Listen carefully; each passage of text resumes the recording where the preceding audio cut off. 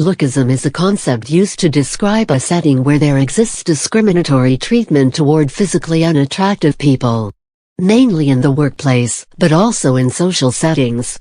While not classified in the same way as racial, cultural, sexual discrimination, lookism is widespread and affects how people are perceived as well as affecting their opportunities in terms of relationships, job opportunities, etc. Physical attractiveness is associated with good things. In contrast, physical unattractiveness is associated with negative things. The impression you create is affected by the way you look. We tend to think beautiful people are more intelligent, popular, confident, and better at everything from their jobs to flying a plane. And if you can create a favorable impression, you can create advantages for yourself. You're more likely to get what you want.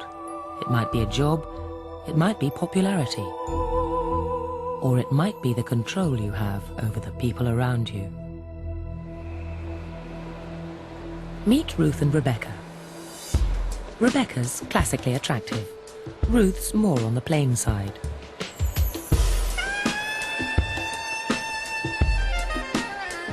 They're going to demonstrate that how you look affects how you're treated. They're going to struggle up staircases at opposite ends of Liverpool Street Station in London with heavy bags, and we'll be filming in this workman's hut. First up, Ruth. How long before a knight in shining armour rescues this damsel in distress?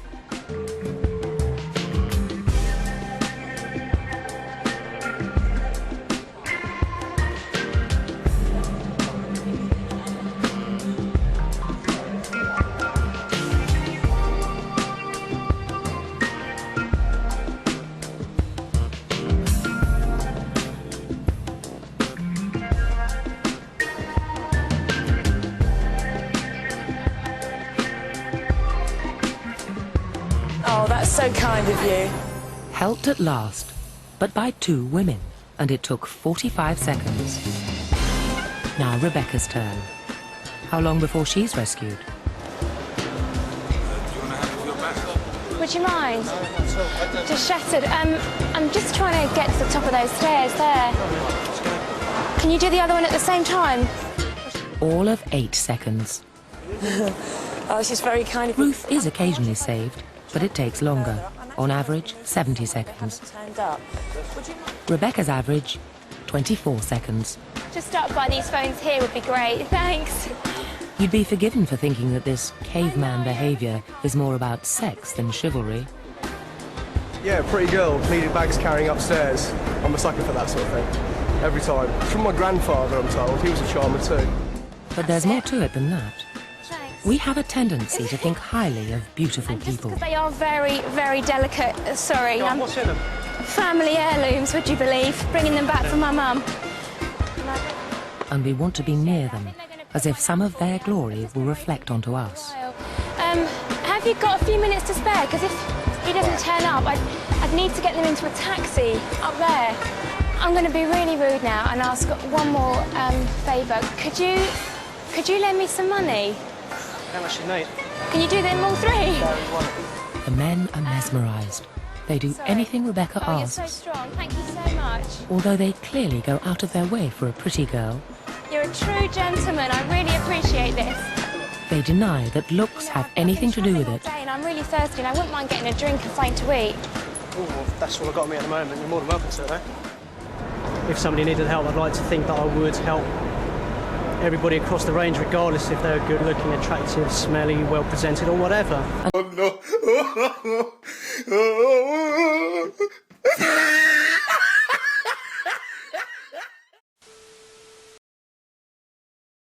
Every aspect of our lives, to our children, to our careers, to our system of justice. What you're about to see may seem blatantly unfair or even outrageous, but as John Stossel discovered, it's simply the way we are.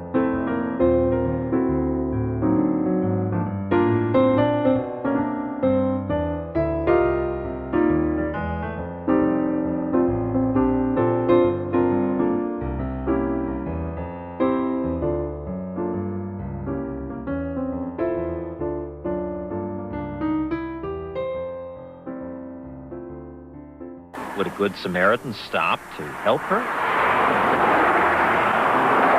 Most cars just went whizzing by. Hey there. No, it just... It died on you? Yeah, A few yeah. pedestrians did stop, but they only made suggestions as to how she could go for help. HP station right up this corner. Oh, is there really? Yeah, on Peach Street. No one offered to bring her gasoline. Let's go right up this street here. Okay. If I can give you a tank of gas, okay? Okay, thanks a lot.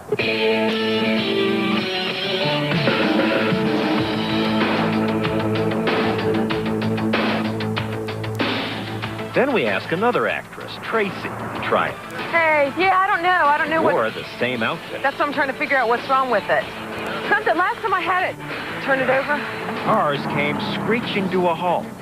Others backed up, pulled over, one after the other.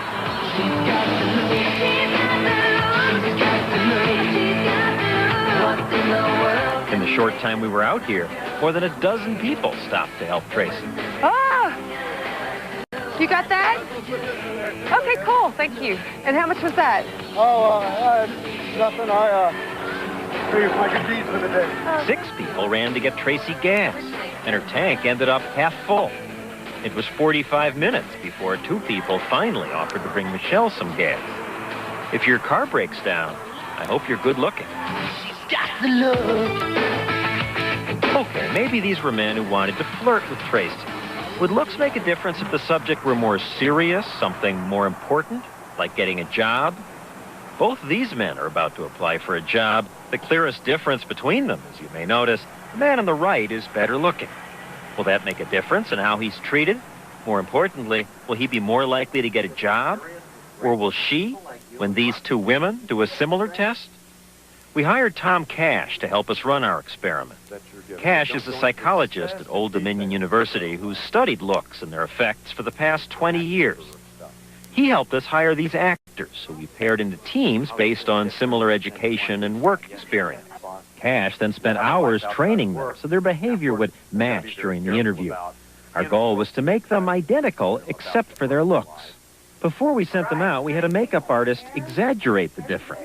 She touched up the lookers and, well, with the others, added some blemishes and put bags under their eyes.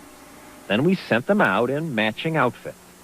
At this business, Danya, the more attractive tester, applied for a secretarial job. How you pronounce your name? Danya. Danya. Uh-huh. Okay, let's go on back here, Danya. Great, thank We you. used hidden cameras to tape these tests because interviewers obviously would behave differently if they knew they were on TV. Okay. Later, we asked the interviewers permission to show their faces. We've digitized the faces of those who said no. Still, even without seeing this man's face, you can hear the warmth in his voice as he talks to Danya. I guess it's just me right now. Yeah. But, looking for somebody that we like to have a good time at the same time with. Then we sent Amy in for the same job.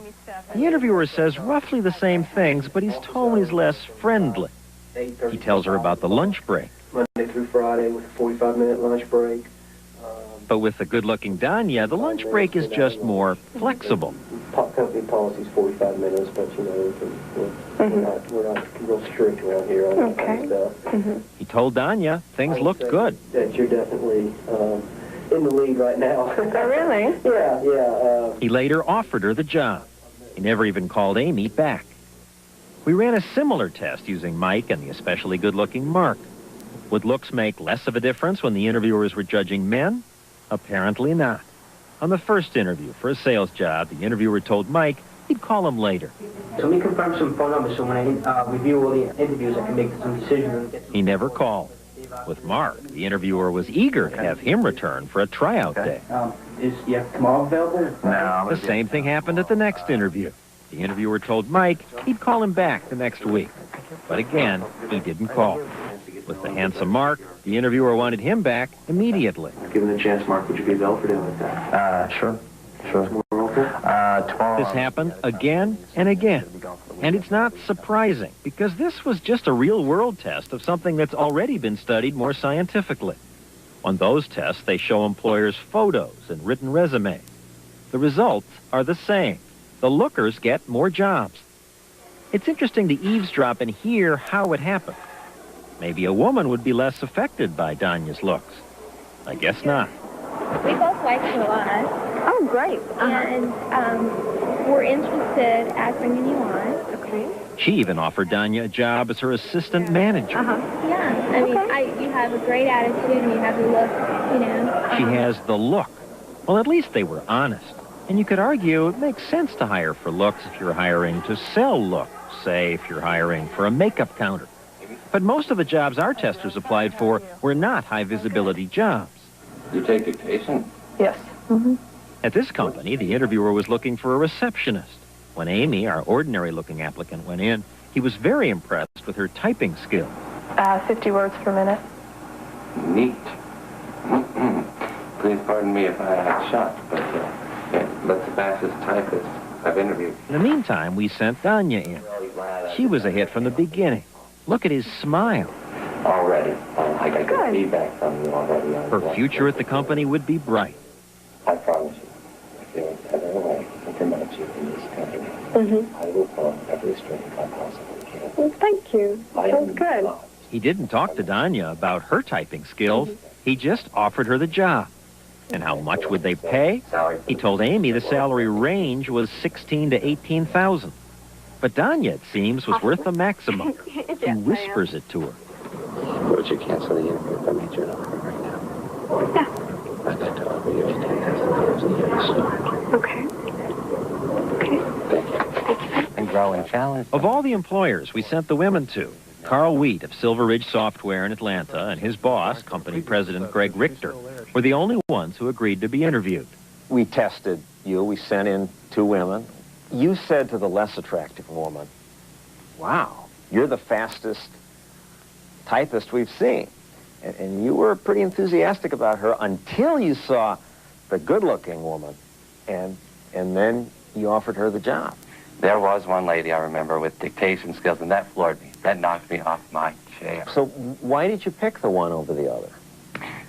The one that I really chose to back, number one, she had done the job on multiple or 2 other opportunities, if I'm thinking of the right lady. It wasn't that she was good-looking. No. Didn't influence you at all? No. Why the fuck you lying? Why you always lying? When we brought in our testers, he told us that he preferred Danya's voice. Donna basically sold herself on the telephone because of her voice. Not her good looks? No, it was her voice and her persistence. And But Amy must have a pretty good voice, because she even has her own radio program.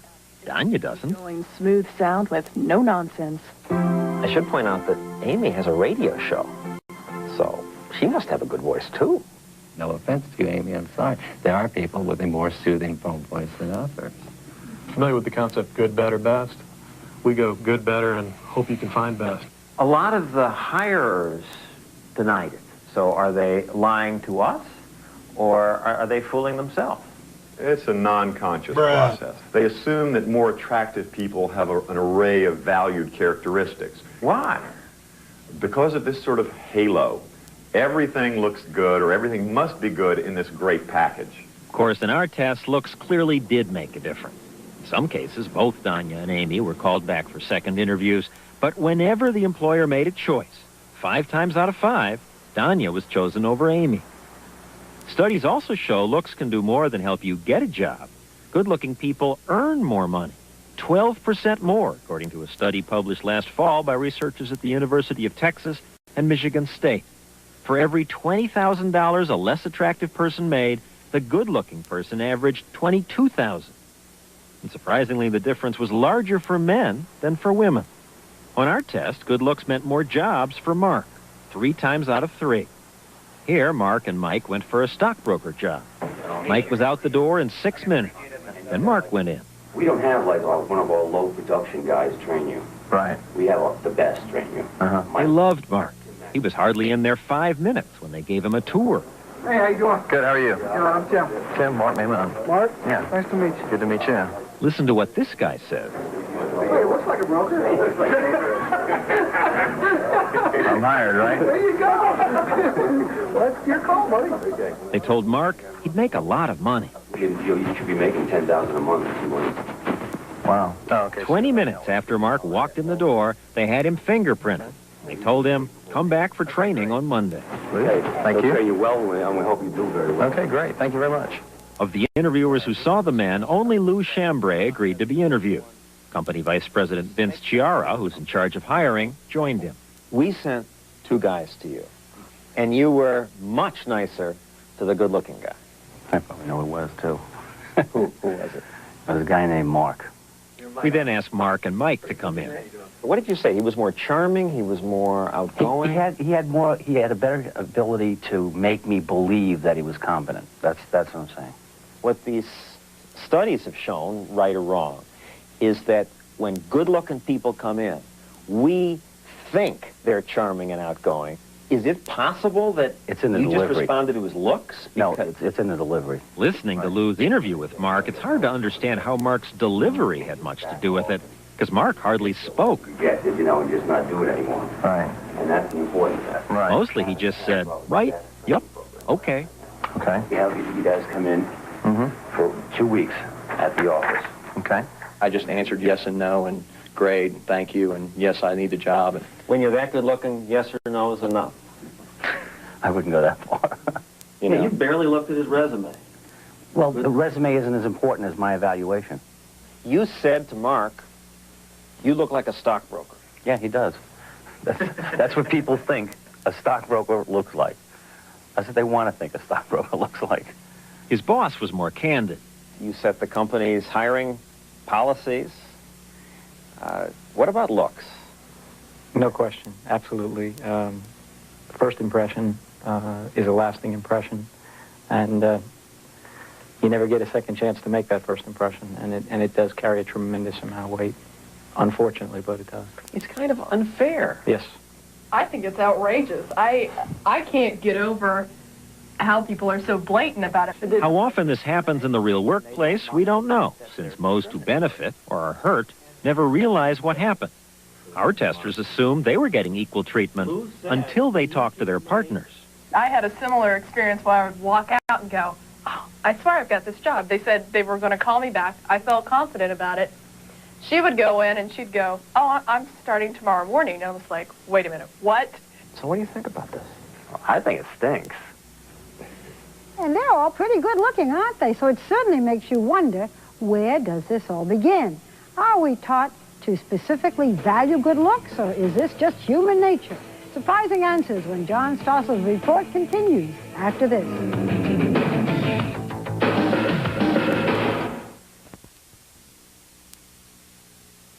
2020 continues. Once again, Hugh Downs. We have seen the evidence, and it rankles. There is no doubt that having good looks can tip the balance in your favor, not only in the working world, but in everyday situations. But how did we ever get to this point? Where does this beauty bias begin? And where does it end? Hello, my name is Miss A. Hello. Hello. Where does it start, this preference for a certain look? Is it something we learn as adults, or are even children influenced? We hired actresses to play the role of a less and more attractive teacher. Again, with makeup, we exaggerated the difference. Okay, good. And with the help of the Union County, New Jersey Department of Education, we gathered a cross-section of first-grade students. We told the kids we wanted their opinion about some teachers. Which was the better teacher, Miss A or Miss B? First, each woman read the kids a chapter from a children's book.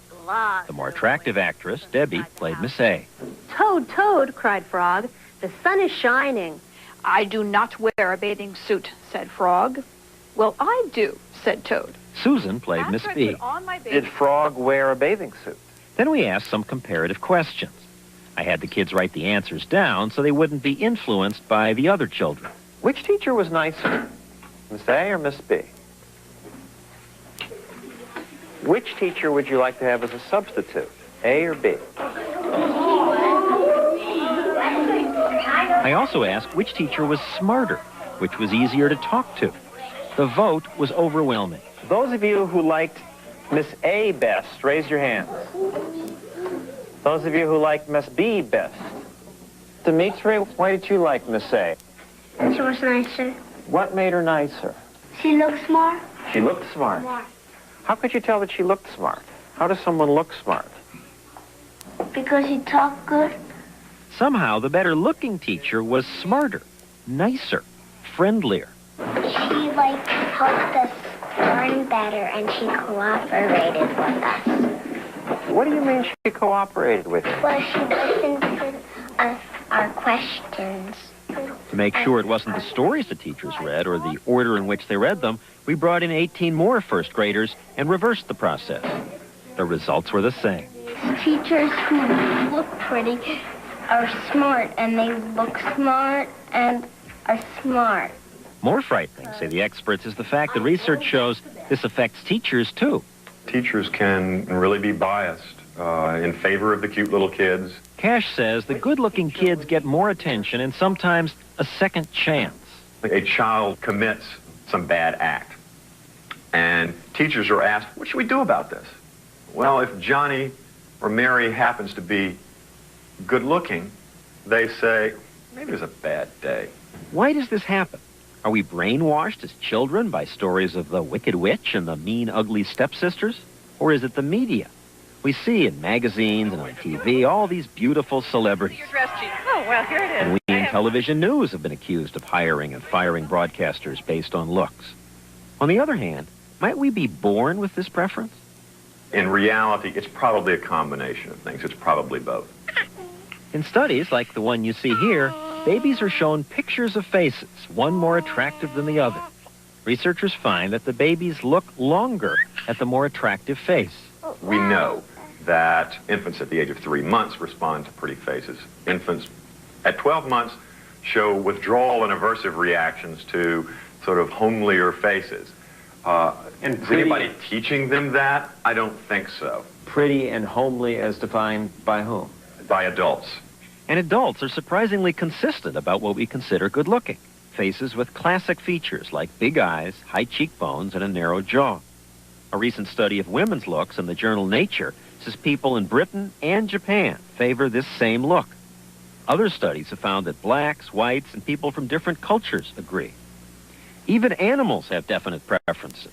Many are more likely to mate with the animal that has useless decorative features like the peacock with the most elaborate tail. The zebra finch and the scorpion fly are most likely to mate with partners that have the most symmetrical features. This finch with the symmetrical bands was preferred over that one. All this would be interesting just as a psychological study if there weren't so much at stake. Not only do things like jobs, charity, and teacher preference seem to be affected by looks, but the way you look may even determine your freedom. With this gun in his hand, he crept up to the counter where David Scott, the manager of the store, was working.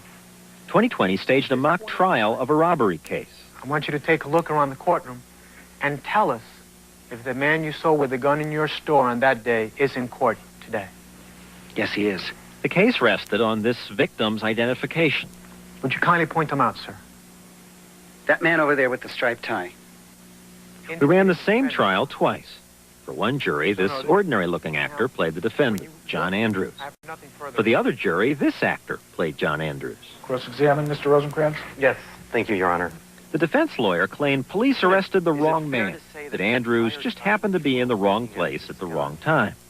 John Andrews was not the only person there. No. There were many other people. Yes. Both juries heard the same case, same prosecutor, the same defense, same witnesses, the same judge. The defendants themselves just sat there. Was the defendant guilty? This John Andrews was found guilty 9-8. This John Andrews was found innocent. His vote 12-5, not guilty. We were just doing an illustration of what researchers had done before. Those studies found attractive defendants were less likely to be convicted of a crime and more likely to receive lenient sentences. And that's consistent with what happened here. He did not look what I would, in my mind, surmise as a criminal type. Are the jurors aware of their bias? We'd asked them to answer some written questions about John Andrews. How would you describe him?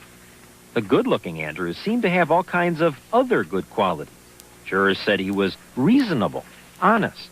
He seemed to be a nice guy. Before we told the jurors what all this was about, I'd asked them about some of their conclusions. You said not guilty. Why? Just from the evidence that was given in the court. You also rated him highly intelligent, highly likable, and honest. Just from appearance. How can you tell from appearance? I guess just the idea of the way he looked and the way he's dressed and his demeanor. You wrote down, seems to be a nice guy. But how could you tell if he was nice? It's just the way he was sitting there in his seat. Here is the defendant you saw. Here's We brought in both defendants. And maybe just by looking at them, you can figure out what this experiment was about. We had a group of jurors like you hearing the same case earlier today, but with a different defendant. And more of you said he was innocent than jurors said he was innocent. Very interesting. Every person that I was conditioned to respect looks like that. My president looks like that. My president, I hope, is intelligent. Is this a little scary? Yes. What does it mean? We have racism, sexism? What's this, lookism? Yeah. Yes, you got it. If I was up there, I'm sure most people, because of my looks, would think more guilty also. Because facial hair, longer hair, criminal type, quote unquote. And it's... You better live a clean life. Indicating the defendant, Your Honor. Clearly, looks influence our judgment, as do race, age, sex. So next time you look at someone and think they're innocent or guilty, that they are smart or nice, maybe you should think again. Do you like having a pretty teacher? Yeah. Why? If they're pretty, you know, they're smart. You know, John, it's no surprise that good-looking people may have it easier. I think what is a surprise from this piece is the extent that it goes. You know? What was the result when we ran this last year? A lot of mail. A lot of mail. It did strike a nerve. A lot of people wrote in saying, yes, I knew something like that had happened to me, but it was great to really see it happen. Murray Shiskow, who has been my dear friend for over 30 years, kicked off Tootsie with the thought of how would you be different if you had been born a woman? It was in a conversation we had one time. Not what does it feel like to be a woman, because all sexes have asked themselves the question, what does it feel like to be, what would it feel like to be the opposite sex? But his question was different. If you were born a woman, how would you be different?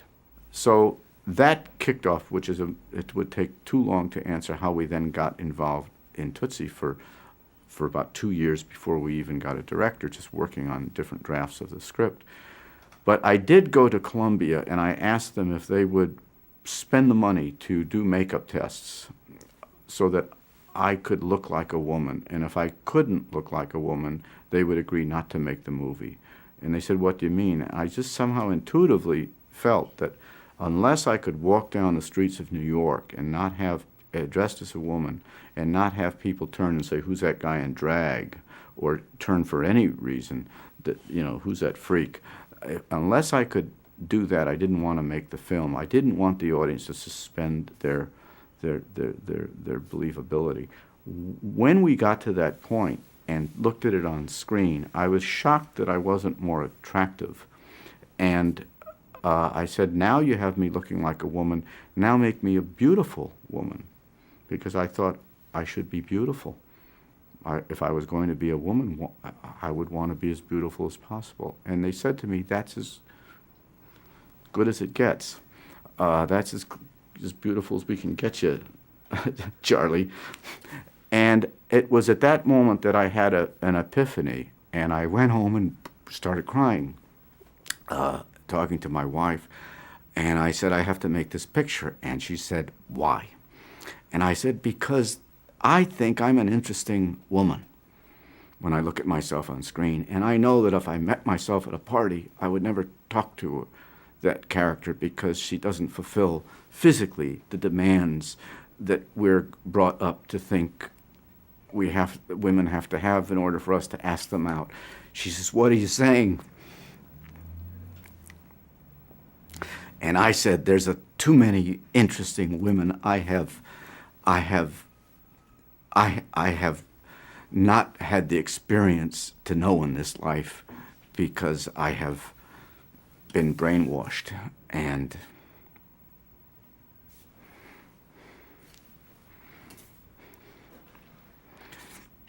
that was never a comedy for me.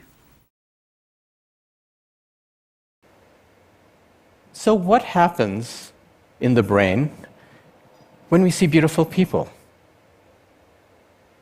Attractive faces activate parts of our visual cortex in the back of the brain, an area called the fusiform gyrus that is especially tuned to processing faces, and an adjacent area called the lateral occipital complex that is especially tuned to processing objects. In addition, attractive faces activate parts of our reward and pleasure centers in the front and deep in the brain. And these include areas that have complicated names like the ventral striatum, the orbitofrontal cortex, and the ventromedial prefrontal cortex. So our visual brain that is tuned to processing faces interacts with our pleasure centers to underpin the experience of beauty.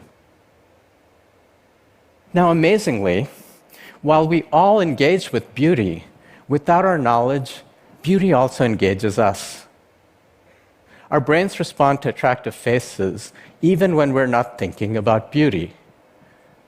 We conducted an experiment in which people saw a series of faces, and in one condition, they had to decide if a pair of faces were the same or a different person. Even in this condition, attractive faces drove neural activity robustly in their visual cortex, despite the fact that they were thinking about a person's identity and not their beauty. Another group similarly found automatic responses to beauty within our pleasure centers. So taken together, these studies suggest that our brain automatically responds to beauty by linking vision and pleasure. These beauty detectors, it seems, ping every time we see beauty, regardless of whatever else we might be thinking.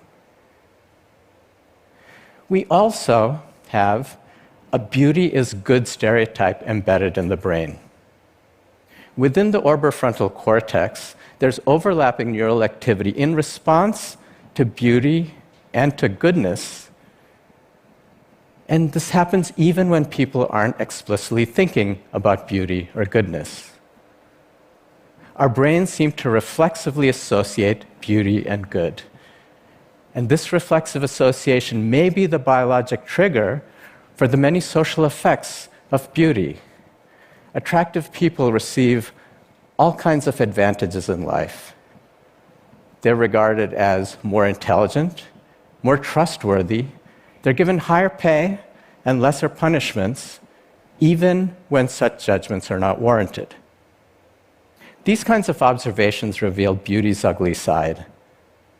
In my lab, we recently found that people with minor facial anomalies and disfigurements are regarded as less good, less kind, less intelligent, less competent, and less hardworking. Unfortunately, we also have a disfigured is bad stereotype.